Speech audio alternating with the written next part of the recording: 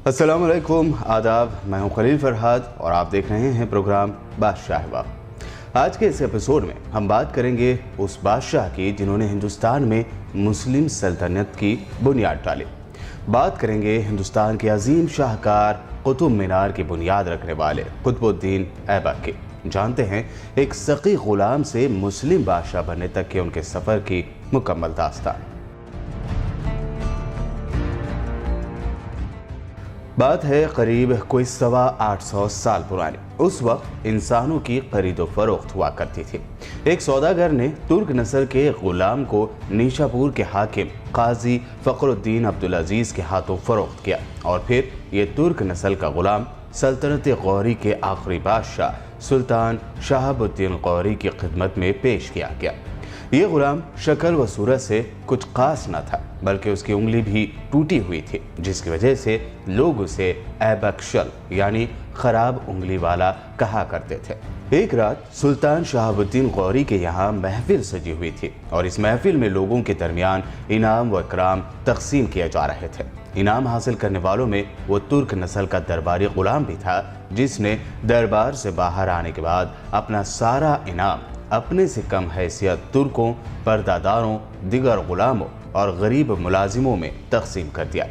जब इस बात का चर्चा आम हुआ तो ये बात होते होते सुल्तान शहाबुद्दीन गौरी के कानों तक भी पहुंच गई और उनके दिल में इस दरिया दिल सिफत इंसान के बारे में जानने की ख्वाहिश पैदा हुई कि आखिर ये कौन फयाज शख्स है। सुल्तान को बताया गया कि यह कोई और नहीं, आपका तुर्क नस्ल का ही गुलाम है। सुल्तान गौरी को तुर्क नस्ल के इस गुलाम की सखावत और दरिया दिली मुतासिर कर गई और उन्होंने इस गुलाम को अपने खास लोगों में शामिल कर लिया।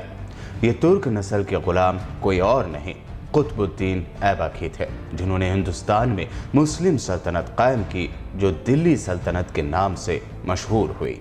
सुल्तान शहाबुद्दीन गौरी के खास हल्के में शामिल होने के बाद कुतुबुद्दीन ऐबक को दरबार के अहम काम सौंपे जाने लगे।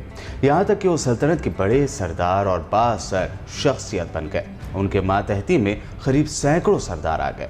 रफ्ता रफ्ता कुतुबुद्दीन ऐबक ने सुल्तान शहाबुद्दीन गौरी पर अपनी सलाहियतों से सिक्का जमाया। सन 1192 यानी 1192 में सुल्तान मोहम्मद शहाबुद्दीन गौरी ने दिल्ली और अजमेर फतह करके कुतुबुद्दीन को उनका गवर्नर मुकर्रर किया। अगले साल सुल्तान गौरी ने खरनोश पर चढ़ाई की। कुतुबुद्दीन ऐबक ने तराइन की दूसरी जंग में अपनी जंगी सलाहियत का मुजाहरा किया, जिसकी वजह से सुल्तान गौरी को फतह नसीब हुई और उन्हें दो अहम फौजी ओहदों कोहराम और समाना का कमानदार बनाया गया। इस जंग में कुतुबुद्दीन ऐबक ने अपनी वफादारी और सिपागिरी का ऐसा सबूत दिया था कि सुल्तान ने उन्हें फर्जंद बनाकर फरमान फर्जंदी और सफ़ेद हाथी भी अता किया। यहाँ से कुतुबुद्दीन ऐबक का उरूज शुरू हुआ। उनकी फ़ौजें गुजरात, राजपूताना, बिहार और बंगाल में फतह का परचम लहराती हुई दाखिल हुई। तराइन की जंग या बैटल ऑफ तराइन तारीख में कई मानों में अहम समझी जाती है। तराइन की पहली जंग में तो मोहम्मद गौरी को शिकस्त हुई थी, लेकिन दूसरी जंग कई लिहाज से फैसला कुन रहे। दूसरी जंग में चहामन यानी राजपूत राजा पृथ्वीराज चौहान को शिकस्त यानी हार हुई थी।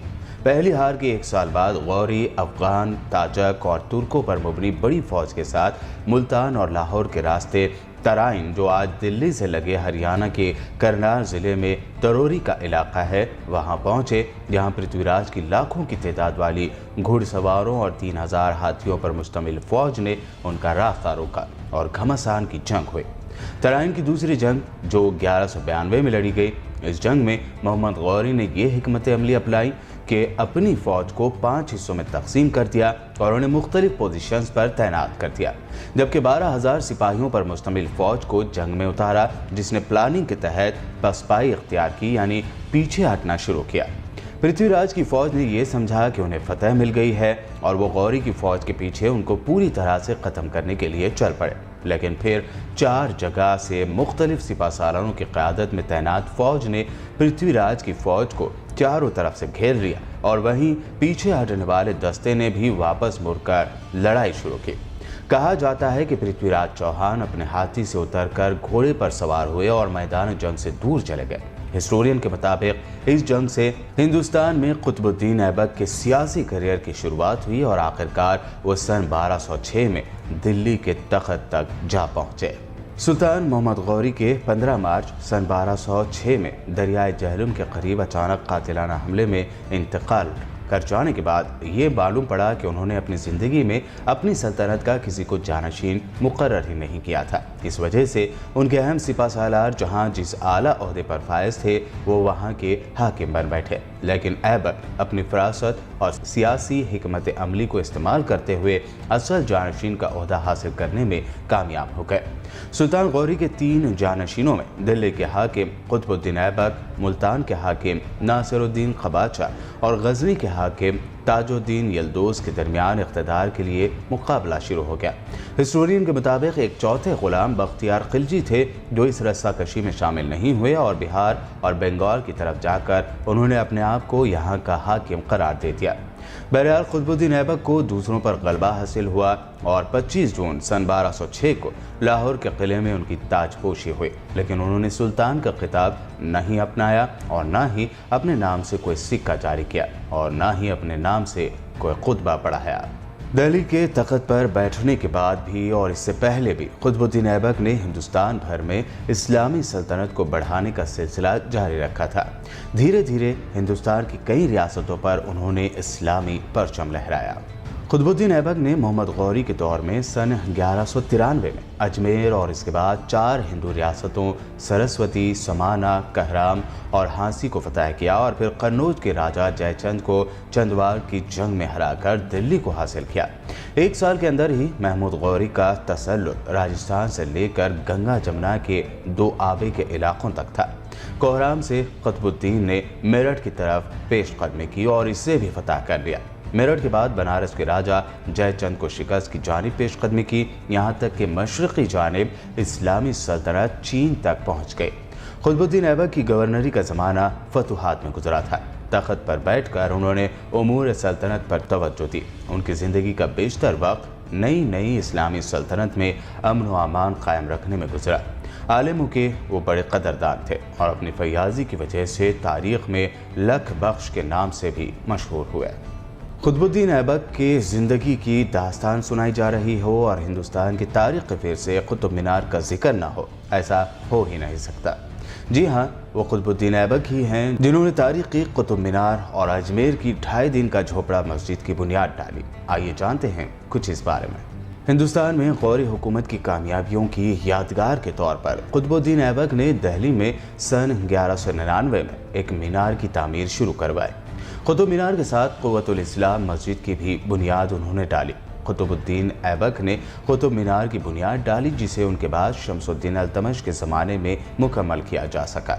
ये ईंट से तामीर दुनिया का सबसे बुलंद मीनार है जिसकी 5 मंजिलें हैं और उन पर कुरानी आयात कुंदा है, यानी नक्श किए गए हैं। इसके साथ ही ऐबक ने क़ुव्वतुल इस्लाम मस्जिद की बुनियाद डाली जिसकी बाक़ियात आज भी कुतुब मीनार के साथ देखे जा सकते हैं। ये एक जामे मस्जिद थी जिसे क़ुव्वतुल इस्लाम यानी इस्लाम की पनाहगाह या इस्लाम का गुंबद का नाम दिया गया था, लेकिन सर सैयद अहमद ख़ान ने अपनी तसनीफ़ आसारुल असनादीद में इसे क़ुव्वतुल इस्लाम मस्जिद का नाम दिया है। हिस्टोरियन के मुताबिक जब मंगोलों ने इस्लामी दुनिया में कत्ल व गारतगिरी मचा दी थी तो हिंदुस्तान की मुस्लिम हुकूमत इससे महफूज थी और दुनिया भर के साहिब इल्म और साहिब हुनर इधर का रुख कर रहे थे और यही वजह है कि इस्लाम की पनाहगाह भी इसे कहा गया। बहरहाल इस मस्जिद में हिंद इस्लामी तर्ज तामीर नुमायाँ है और इसे हिंदुस्तान के कारीगरों ने बनाया जो कि अरबी रस्मुल ख़त से नावाकिफ़ थे, लेकिन पत्थरों पर नक्श करने के माहिर कारीगर थे। इस मस्जिद की तामीर भी कुतुबुद्दीन ऐबक ने शुरू की, लेकिन ये मुकम्मल हुई शमसुद्दीन अल्तमश के दौर में। कुतुबुद्दीन ऐबक ने हिंदुस्तानी रियासत अजमेर की फतह के बाद एक मस्जिद की तामीर करवाई जिसे 2.5 दिन का झोंपड़ा कहा जाता है। ये नॉर्थ इंडिया में बनने वाली पहली मस्जिद कहलाती है जो आज तक मौजूद है।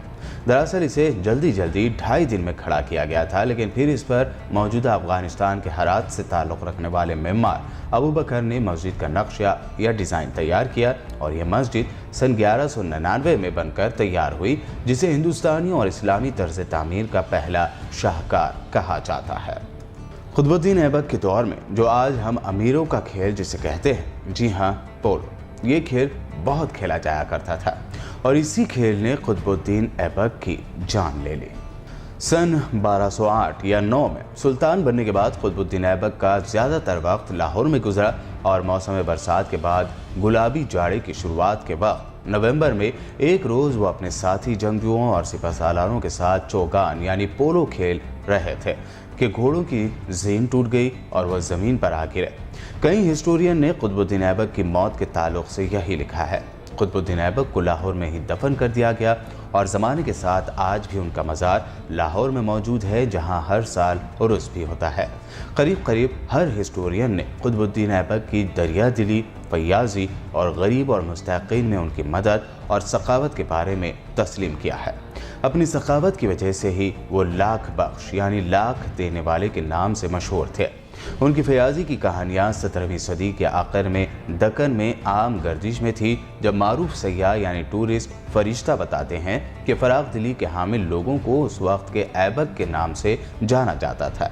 कहा जाता है कि दिल्ली में कोई भी ऐसा नहीं था जो उनके फयाजी से महरूम रहा हो। उनके बारे में कहा जाता है कि वो हाफिज़ कुरान थे और इतनी अच्छी लहन में कुरान की तिलावत करते थे कि उन्हें कुरान ख्वां भी कहा गया। जंग और मुहिम्मात में ज़िंदगी गुजारने के बावजूद कुतुबुद्दीन ऐबक ने तारीख़ और आने वाली नस्लों में जो तासुर छोड़ा वो उनका इंसाफ और उनकी सखावत था। उम्मीद करते हैं कुतुबुद्दीन ऐबक को लेकर बादशाह वक्त का ये एपिसोड आपको ज़रूर पसंद आया होगा। हमारे चैनल को सब्सक्राइब करने और इस वीडियो को शेयर करने की आप तमाम से गुजारिश। मिलते हैं अगले एपिसोड में, तब तक के लिए आपके होस्ट खलील फरहाद को दीजिए इजाज़त। देखते रहिए BBN चैनल।